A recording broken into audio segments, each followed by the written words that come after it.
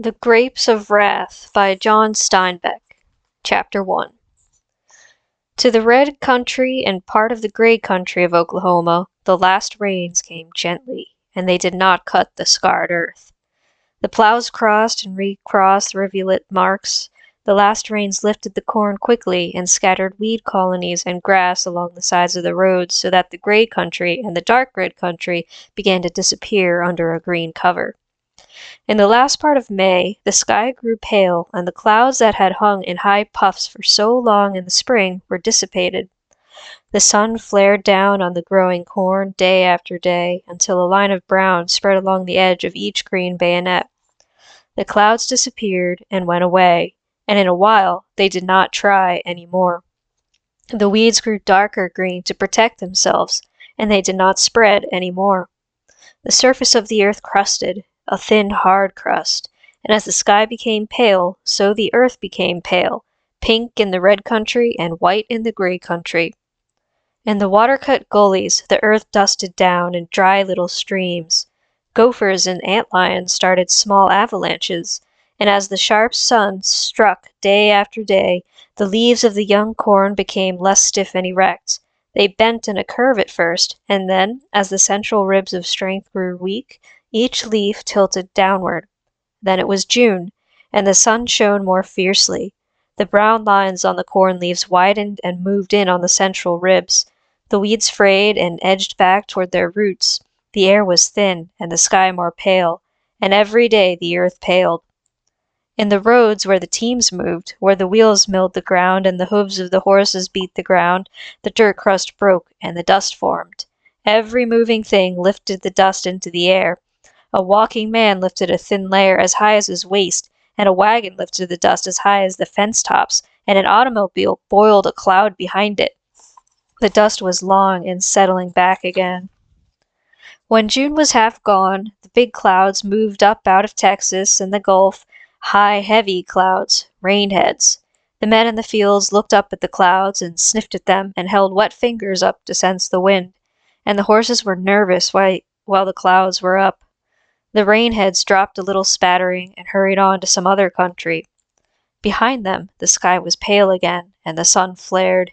In the dust, there were drop craters, and the rain had fallen, and there were clean splashes on the corn, and that was all.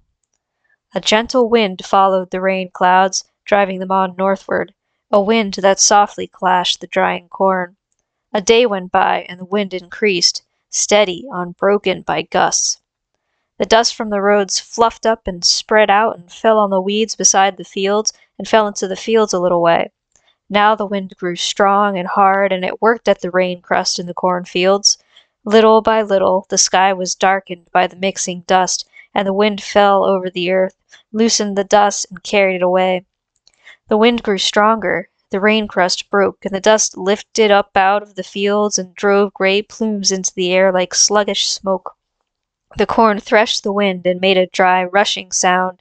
The finest dust did not settle back to earth now, but disappeared into the darkening sky. The wind grew stronger, whisked under stones, carried up straws and old leaves and even little clods, marking its course as it sailed across the fields. The air and the sky darkened, and through them the sun shone redly, and there was a raw sting in the air.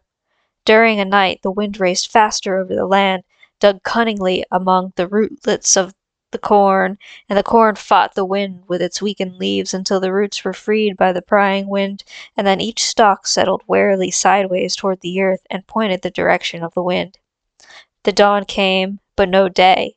In the gray sky a red sun appeared, a dim red circle that gave a little light, little dusk, and as the day advanced, the dusk slipped back toward darkness, and the wind cried and whimpered over the fallen corn.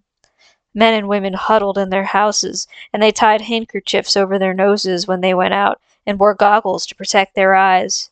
When the night came again, it was black night, for the stars could not pierce the dust to get down, and the window lights could not even spread beyond their own yards. Now the dust was evenly mixed with the air, an emulsion of dust and air. Houses were shut tight, and cloth wedged around doors and windows, but the dust came in so thinly that it could not be seen in the air, and it settled like pollen on the chairs and tables, on the dishes. The people brushed it from their shoulders, Little lines of dust lay at the door sills. In the middle of that night, the wind passed on and left the land quiet. The dust-filled air muffled sound more completely than fog does. The people, lying in their beds, heard the wind stop. They awakened when the rushing wind was gone. They lay quietly and listened deep into the stillness. Then the roosters crowed, and their voices were muffled, and the people stirred restlessly in their beds and wanted the morning. They knew it would take a long time for the dust to settle out of the air. In the morning the dust hung like fog, and the sun was as red as ripe new blood. All day the dust sifted down from the sky, and the next day it sifted down. An even blanket covered the earth. It settled on the corn, piled up on the tops of the fence post, piled up on the wires. It settled on roofs, blanketed the weeds and trees.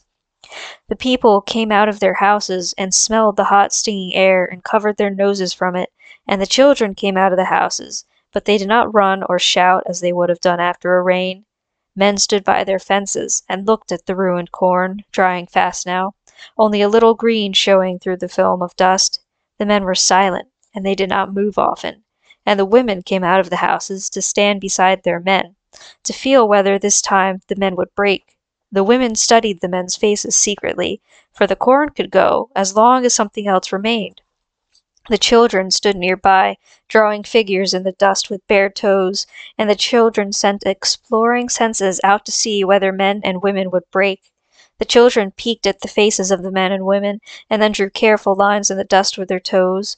Horses came to the watering troughs and nuzzled the water to clear the surface dust.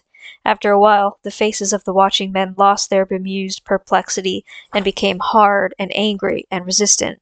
Then the women knew that they were safe and that there was no break. Then they asked, "What'll we do?" And the men replied, "I don't know." But it was all right. The women knew it was all right, and the watching children knew it was all right. Women and children knew deep in themselves that no misfortune was too great to bear if their men were whole. The women went into the houses to their work, and the children began to play, but cautiously at first. As the day went forward, the sun became less red. It flared down on the dust-blanketed land. The men sat in the doorways of their houses. Their hands were busy with sticks and little rocks. The men sat still, thinking, figuring.